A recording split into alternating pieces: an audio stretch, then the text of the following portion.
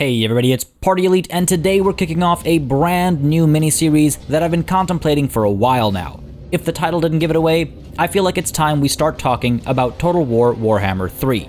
With the second game in the series, I was a bit more patient before I began speculating, but with the upcoming grand finale of the trilogy, there's a lot more to cover, and I wanted to get a head start, even though I doubt we'll see anything about the game officially until summer or fall of 2020. Please keep in mind that this whole series is based entirely on speculation and educated guesses, with the occasional tinfoil hat theory when justifiable. I have no extra insider information from Creative Assembly or anything like that. I'm aiming to do a pretty deep dive over the course of this miniseries, taking a look at all the potential factions, their lore, their potential units, and their potential game mechanics. But today, we're going to start with a much broader brushstroke. Today we're going to talk about the possible timeline, maps, and factions with just a touch of detail on each of the factions. I'll have relevant timestamps in the description down below, and if something of particular interest or note comes to your mind, feel free to leave a comment and maybe we can do some further investigation. So, first things first, I mentioned the timeline, so let's consider that. The devs only recently mentioned that the series isn't restricted by timeline in any way, and that we can expect to see characters and events from all over the Warhammer Fantasy timeline. But I still think there's a timeline as far as the story of the trilogy is concerned, a 3-act story arc, so to speak. Even if we're seeing characters and factions from all over the canonical timeline, the second game definitely set a story in motion with the Vortex campaign, and I can't imagine that will just be abandoned for the third game. I forget when it was exactly, but the folks at CA had mentioned that both Game 1 and Game 2 ran parallel to each other as far as timelines were concerned.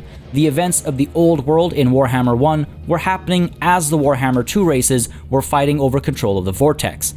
This overlap is a very easy thing to do, considering the first game didn't really have a story per se. The second one, however, was narrative-driven. The Vortex campaign was the main storyline, so to speak, with the DLC factions having side plots that could all be part of the bigger picture. I think that rather than sticking with this overlapping timeline formula, Game 3 is going to move us a step further. I think we're going to see a canonical end to Game 2 get picked, and I think Game 3 will have a very different geopolitical landscape resulting from it. Again, while they might bring in characters from all over the Warhammer Fantasy timeline itself, I think the trilogy is taking us forward to its equivalent of the end times.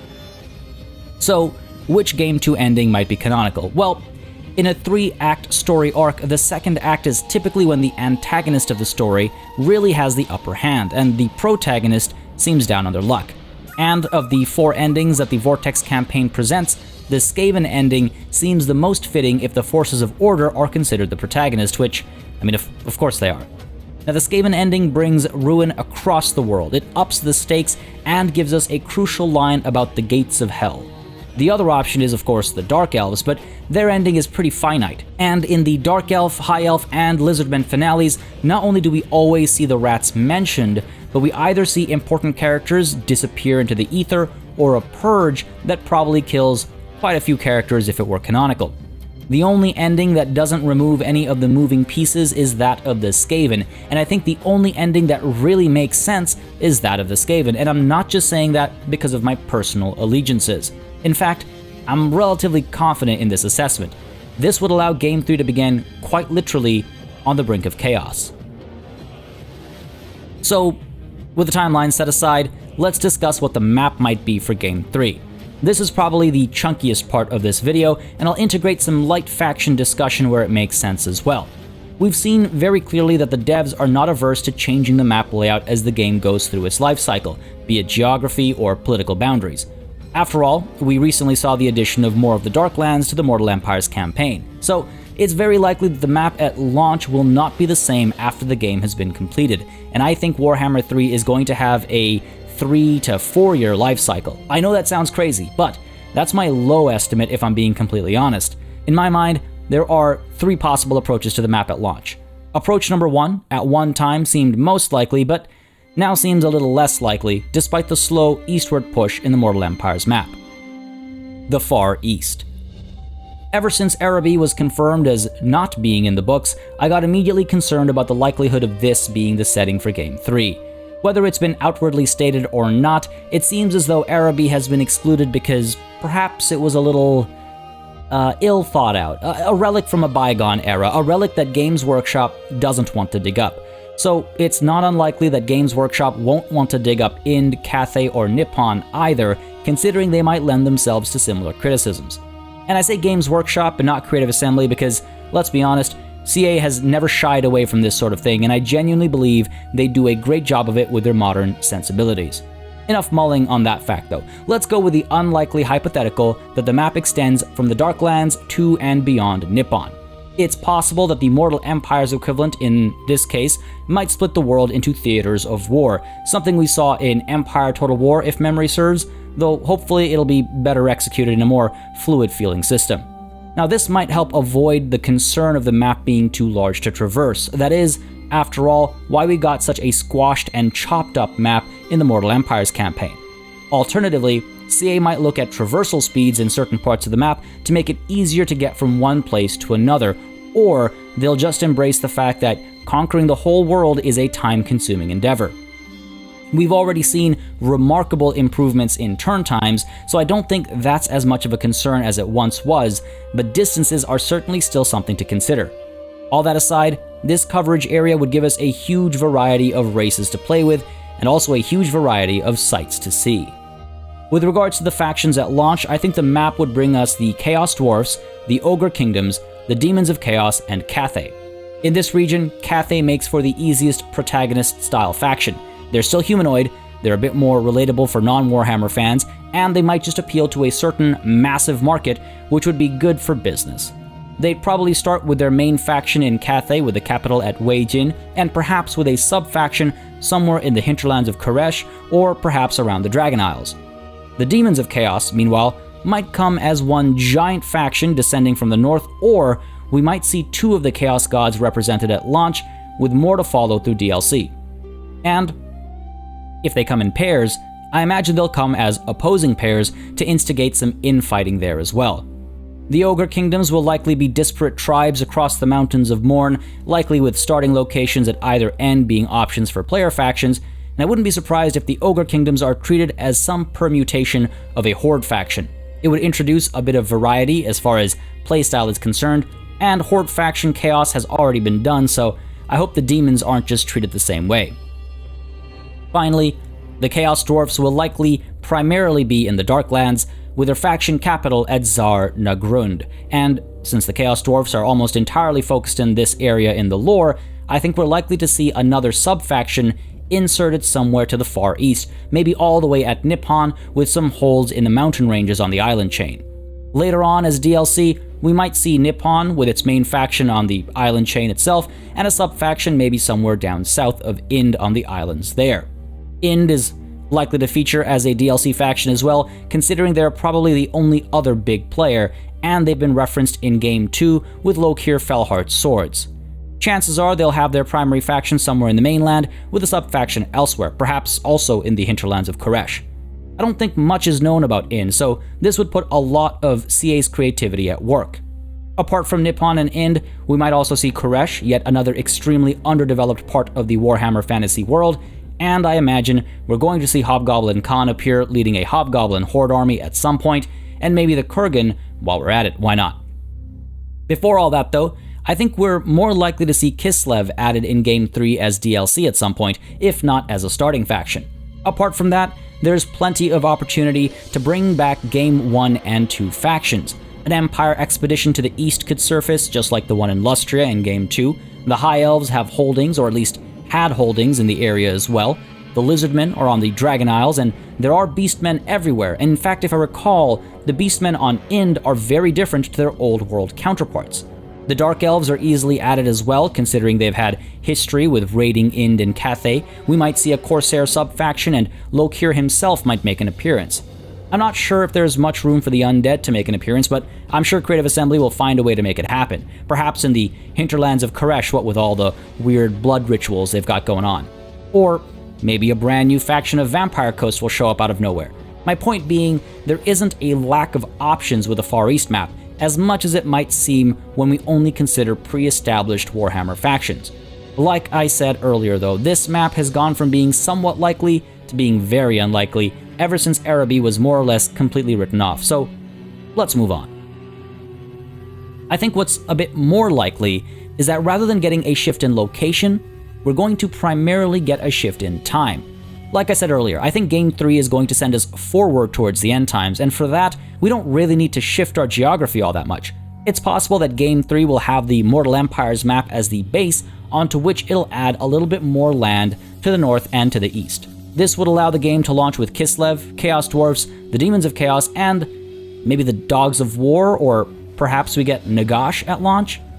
Either would spread the starting factions out a little bit, and owners of the first two games would be able to play all of the original factions, but with new starting positions or situations where it makes sense.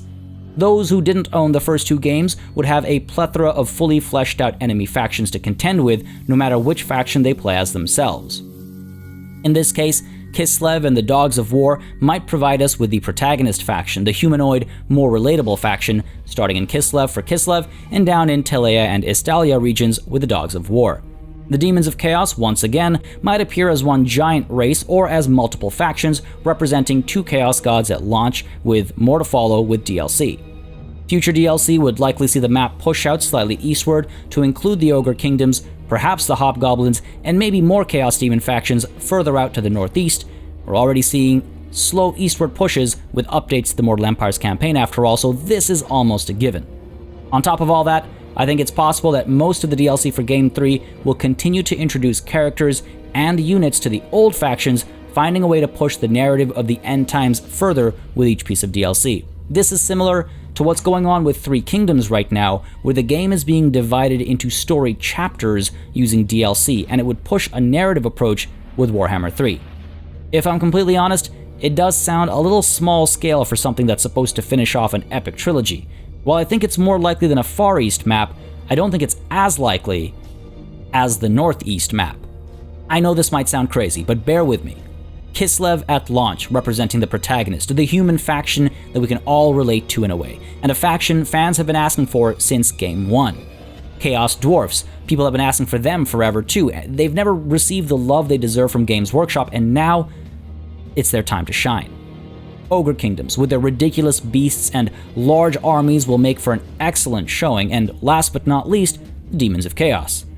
And last but not least, more Demons of Chaos, and last but not least, even more Demons of Chaos, and last but not least, all the Demons of Chaos. Can you imagine the fanfare? Can you imagine the madness? Can you imagine the number of sacrifices people would be willing to make to the Dark Gods to see this happen? Game 3 has been in development for a very long time now, and what better way to spend that time than to develop all 4 Chaos Gods? After all, with the Vortex out of the way, why would any of these gods wait for glory? Realistically speaking, they'll just launch with 2 and add the other 2 as DLC. My guess would be Khorne and Slanesh paired together, so they don't get along either, and Nurgle and Tzeentch together for more of the same infighting. I think it's quite possible that the map will actually just be the Northern Hemisphere, give or take a few degrees latitude. That would keep many of the key players from the first 2 games in the third game without becoming unwieldy. Base game and DLC faction alike would fit on a map like this, and it would also allow for the inclusion of Cathay, the only Far East faction I imagine Games Workshop is comfortable with. Alternatively, we just see the North and East get added to the Mortal Empires campaign as the base game, locking Game 1 and 2 factions behind the ownership of respective games. But let's not get too wild here. Let's try and stay a little grounded. So what might we have as DLC? If they don't launch with all 4 Chaos Gods, the first to release will be the missing pair, I think. Apart from that, Nagash makes perfect sense given the time frame we should be in, and the Mortarchs might show up too. Banquo has got to come in if he doesn't show up in Game 2, he'd make a great representative for the rats, Eltharion for elves, Hobgoblin Khan, Kurgan tribe, Black Orc-focused greenskins, beastmen, more lizardmen, and then additional DLC to bring more Game 1 and 2 factions into the fold, similar to Reponse and Marcus in Game 2. And finally, DLC would likely aim to fill in all the gaps as well, and maybe even give us Araby if Games Workshop lightens up. And while we might eventually see Nippon and Ind with this approach as the map grows with DLC, it wouldn't force a commitment to those nations early on, and might be a more comfortable solution as a result. Beyond that, The DLC will probably also keep adding more and more characters and sub-factions for as long as people keep buying them. Remember, Creative Assembly has said that they're not restricted by the timeline of the universe, so they'll be able to milk Warhammer 3 for as long as they want with Lord packs, and that's why I think that we're looking at a 3 or 4 year life cycle for Warhammer 3, because there is enough out there for them to include and add into the game. It really is hard to theorize where we might end up with Game 3. There are a few different ways to slice this cake. On the one hand, Games Workshop might want to avoid Nippon and Ind, and I imagine the average Warhammer fan might not mind. Are the hinterlands of Koresh really worth exploring? Do we really need the Kurgan tribes?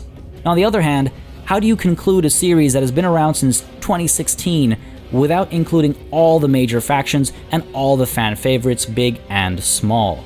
But enough crazy theories about the map and timeline of the game, for me at least. I could go down this spiral of madness forever. I'm curious to know what you guys think we might be getting, so let me know in the comments below. In the meantime, I'm going to take a serious look at all the factions that we're likely to get, so stay tuned and make sure you subscribe if you want to join me in a deep dive of all the factions, their lore, their characters, their units, and how they might translate into Total War game mechanics. As always, a massive thanks goes out to all of my channel members and patrons for supporting the channel on a monthly basis. You keep us alive and running smoothly, and a big old thanks goes out to each and every one of you for watching. Until next time, cheers.